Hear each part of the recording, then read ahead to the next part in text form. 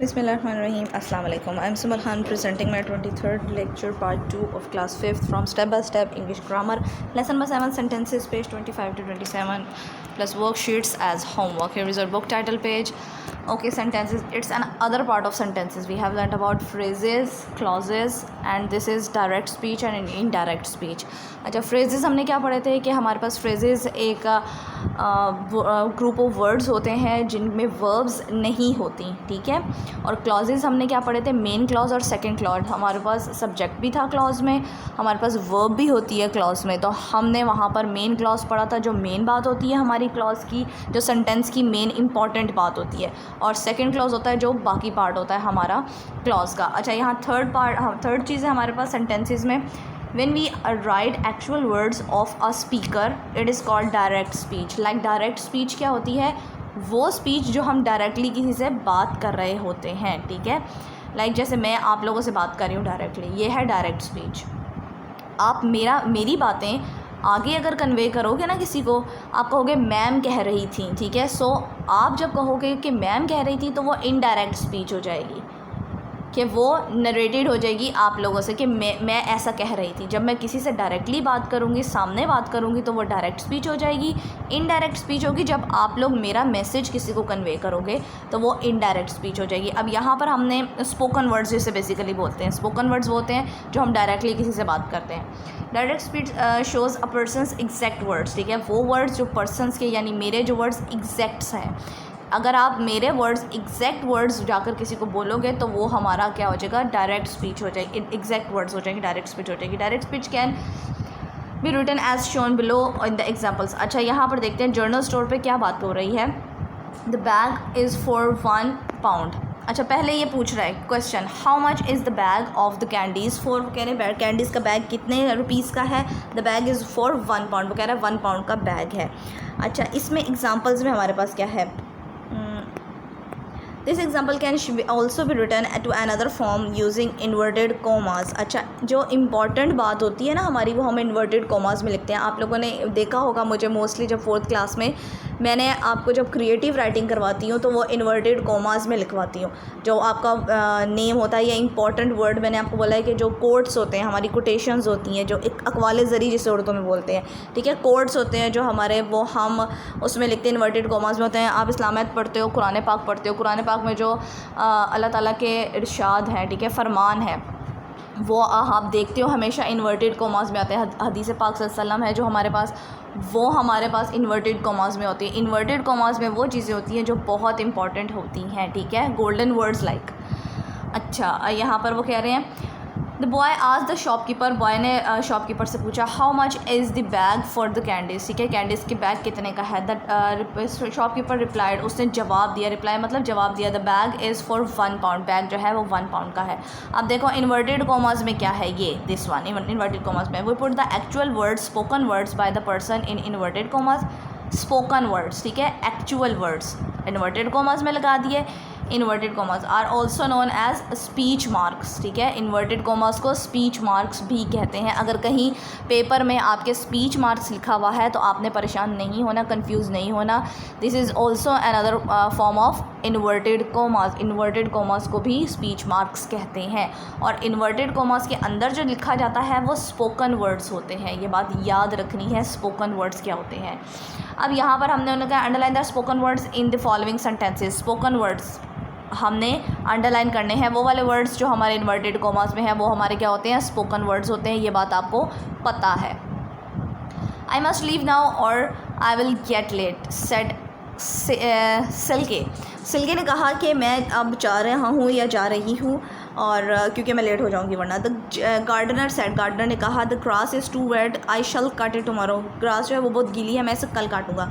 I am playing with the role of the princess in the play, कह रही मैं princess का role play कर रही हूँ प्ले के अंदर। Sheena told her mother, Sheena ने अपनी मदर को बताया। अब आप देख सकते हो जितने भी वर्ड्स इन्वर्टेड कॉमास में हैं वो स्पोकन वर्ड्स कहलाते हैं, यानी जो वर्ड्स कहे गए हैं एग्जैक्ट वर्ड्स, ठीक है। एग्जैक्ट वर्ड्स को हम स्पोकन वर्ड्स बोलते हैं। Could you please help me finish the homework, क्या तुम मेरे होमवर्क करने में मदद दे सकते हो टोनी सॉरी। अच्छा, यहाँ पर उन्होंने क्या कहा हुआ है, read this, There is yet another way of writing a dialogue or conversation. Read the following conversation. Conversation को read कर लेते हैं और आप देख लेते हो कहाँ कहाँ पर inverted commas में words दिए हुए हैं, यानी spoken words कौन कौन से हैं. Good morning madam, my name is Sherlock Holmes and this is my friend. ये आपस में बात कर रहे हैं, ठीक है. कह रहे हैं गुड मॉर्निंग मैम, मेरा नाम ये है और ये मेरा दोस्त है वाटसन. सेड हॉलमेस चेयरफुली, उसने अच्छे से तरीके से उसको इंट्रोड्यूस करवाया. Good morning Holmes, please take a seat said the woman. Woman ने कहा ठीक है, गुड मॉर्निंग, आप बैठ सकते हैं. I observe that you are shivering Mister Holmes said to her और ओके. उसने कहा, हॉलमेस ने लड़की से कहा, यानी वुमेन से कहा कि मैं ऑब्ज़र्व कर रहा हूँ कि आप शिवर कर रही हैं, यानी कांप रही हैं. It's not the cold that makes me shiver said the woman in a very soft voice. औरत ने बहुत अच्छी आवाज़ में कहा कि नहीं, इतनी ठंड तो नहीं हो रही कि मुझे कांपना आ सके, कपकपी आ सके, मैं कांपूँ. I see that you have travelled a long way to reach here mister Holmes said soothingly बोलते हैं बड़ी सॉफ्टली, एक अच्छे वे में. उसने कहा कि मेरे ख्याल से आप बहुत दूर से सफ़र करके आ रही हैं. You must not be afraid, tell us the whole story. कह आप घबराओ मत, आप हमें पूरी स्टोरी बताओ, ठीक है. अब ये देखें, ये स्पोकन वर्ड्स, डायरेक्ट स्पीच जो होते हैं. Inverted commas are placed around the spoken words. A new line is used whenever a different speaker speaks, ठीक है. वो ये कह रहे हैं कि हमारे पास स्पोकन वर्ड्स जो होते हैं वो हमारे पास इन्वर्टेड कॉमास में होते हैं और हम लाइन वर्ड यूज़ करते हैं, हम दूसरी लाइन पे चले जाते हैं तब जब स्पीकर स्पीक्स आता है, यानी कोई और बोलता है, जब कोई और बात कर रहा होता है. अच्छा, इसके बाद उन्होंने क्या कहा है, inverted commas, put inverted commas and around the spoken words. Spoken words के इर्द गिर्द इन्वर्टेड कॉमास लगाने हैं. Please help me lift this box. Toby said to his friend. Toby ने अपने फ्रेंड से कहा कि मेरे ये बॉक्स लिफ्ट करने में मदद करो. His mother said to him. उसकी मदर ने उससे कहा. डायरेक्ट स्पीच है ना, ठीक है. स्पोकन वर्ड्स डायरेक्ट स्पीच होते हैं कि डायरेक्टली उसकी मदर ने उसको कहा. You must pack your bags before you go to the bed. अपना बैग पैक कर लो बेड पे जाने से पहले. शी ने left her lunch box in the school yesterday, please help her find it. वो अपना लंच बॉक्स कल भूल गई थी स्कूल में, उसकी मदद करो ढूंढने में. Sheena's mother said to her teacher. उसकी इस टीचर के लिए उसकी मदर ने कहा. I want to become a pilot when I grow up. मैं पायलट बनना चाहता हूँ जब मैं बड़ा होऊंगा. David told to his friend. David ने उसके अपने फ्रेंड से कहा. I love to listen to animal stories said Jim. Jim ने कहा मुझे एनिमल स्टोरी सुनने में बहुत मज़ा आता है. Now it's your homework. आपने ये होमवर्क बुक पर ही करना है. इन्वर्टेड कॉमास पुट करने हैं आपने, ठीक है, around the spoken words and also use a new line when the speaker changes, ठीक है. इन्वर्टेड कॉमास आपने पुट करने हैं जहाँ पर हमारा स्पोकन वर्ड है और उसके बाद आपने न्यू लाइन पुट करनी है जहाँ पर हमारे स्पीकर चेंजेस है. Just you can put inverted commas, ठीक है, अराउंड दी स्पोकन वर्ड्स. और स्पोकन वर्ड्स के इर्द गिर्द आपने इन्वर्टेड कॉमास पुट कर देने हैं. एक्सटेंडेड एक्सरसाइज में क्या है आपके पास, you have some words, this one, ठीक है. अब आपने क्या करना है, the same words said repeatedly in a conversation makes reading very interesting, ठीक है. उन्होंने कहा अच्छा आपके पास कुछ वर्ड्स ऐसे हैं अनइंटरेस्टिंग, पुट कर देते हैं. बाकी रेपिटेशन वर्ड्स, ये वाले वर्ड्स हैं इनसे सिमिलर वर्ड्स, उन वर्ड्स को हमने चेंज करके इनके साथ रिप्लेस कर देना है. कैसे रिप्लेस करना है मैं बताती हूँ कैसे रिप्लेस कर देना है. Read the story below, put speech marks, ठीक है. स्पीच मार्क्स हमने पुट करने हैं, यानी इन्वर्टेड कॉमास भी हमने पुट करने हैं around the spoken words. Spoken words पे use a table suitable word from the list given below to replace the word said. जहाँ जहाँ वर्ड है ना सेड, उसको हमने चेंज करना है, उसको हमने अकॉर्डिंग टू सिचुएशन चेंज करना है इन वर्ड्स के अंदर, ठीक है. और right the final story in your notebook. यहीं पर फाइनल स्टोरी तो ऑफकोर्स हो ही जाएगी जब हम चेंज करेंगे.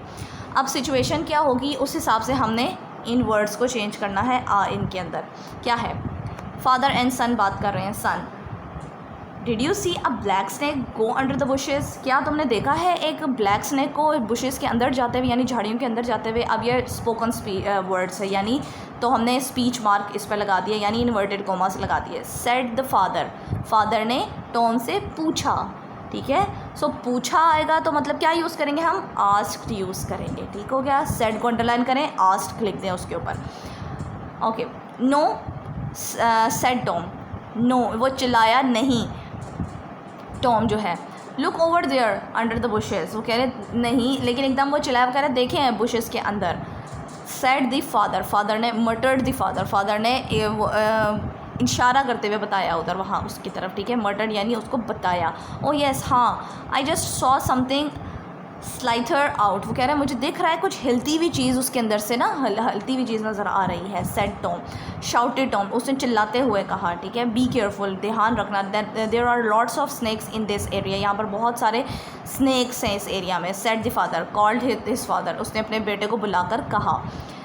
दे must be poisonous too, said Tom, उसने पूछा, टॉम ने पूछा क्या ये पॉइजनस हो सकते हैं, जहरीले हो सकते हैं? आई सपोज सो, वो कह रहे हैं हो सकते हैं। Said the father, whispered the father, फिर फादर ने आराम से कहा, सरगोशी करते हुए कहा, ठीक है। ये देखें सिचुएशन के अकॉर्डिंग हमने यहाँ पर इसको चेंज कर लिया है, और आपने भी ऐसे ही करना है इन सेंटेंसेस के। ये 3 लेसन्स आपके ऐसे हैं जिनको आप बार बार रिवाइज़ करें ताकि आपको सेंटेंसेस की समझ आए। दीज आर होमवर्क्स, ये आपके होमवर्क्स हैं जो नोटबुक पर जाएंगे।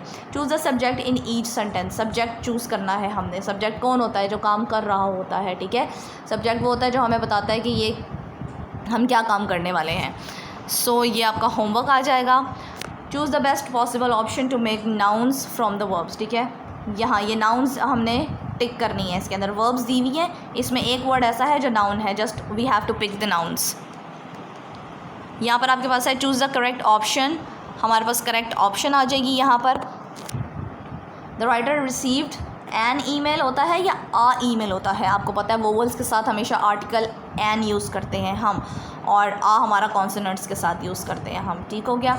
ये आपका सारा होमवर्क आ जाएगा। Thank you so much.